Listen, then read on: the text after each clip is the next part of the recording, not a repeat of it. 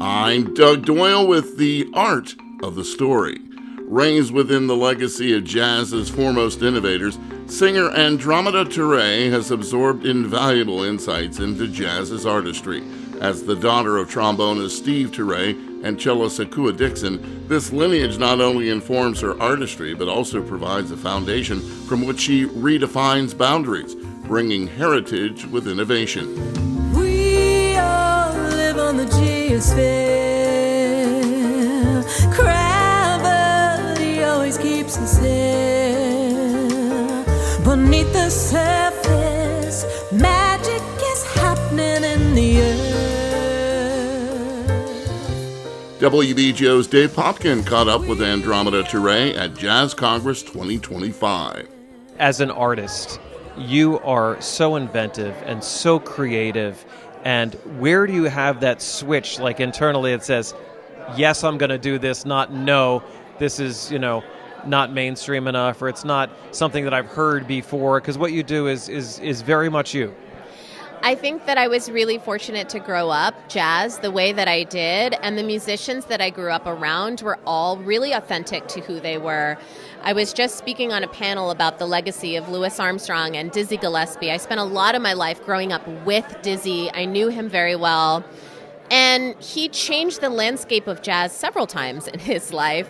He was never afraid to be authentic and to be innovative, despite what critics said, despite what other musicians said. And I think that that's just something that's very intuitive for me because it seems normal and natural. So as I was creating this album, I never even entertained the idea to do something that would be commercial and mainstream that would sell. The idea was to be authentic and do something that carried on the tradition of so many jazz artists, not just like Louis and Dizzy, but artists like Max Roach, Abbey Lincoln, Gil Scott-Heron, that used jazz to elevate social justice issues. So that was my focus. Let me go back to Dizzy for a second. How hands-on was he with people that you knew, with your dad, with other musicians? I mean, is he somebody that would really sit down and dig in and spend time?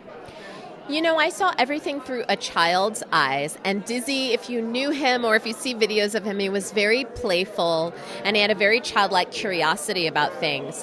While he taught me so much about jazz, a lot of it was through play, even through simple things like playing the game Go Fish on trains as we went from one spot to the next through Europe.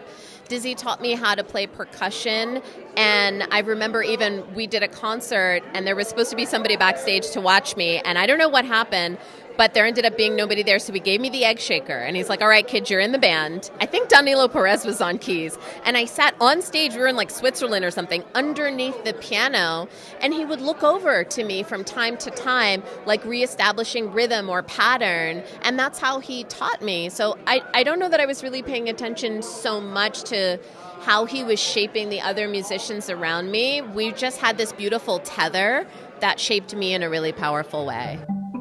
Andromeda Turre performed her songs from her latest album, From the Earth, over the weekend at the Louis Armstrong House Museum. I'm Doug Doyle, WBGO News.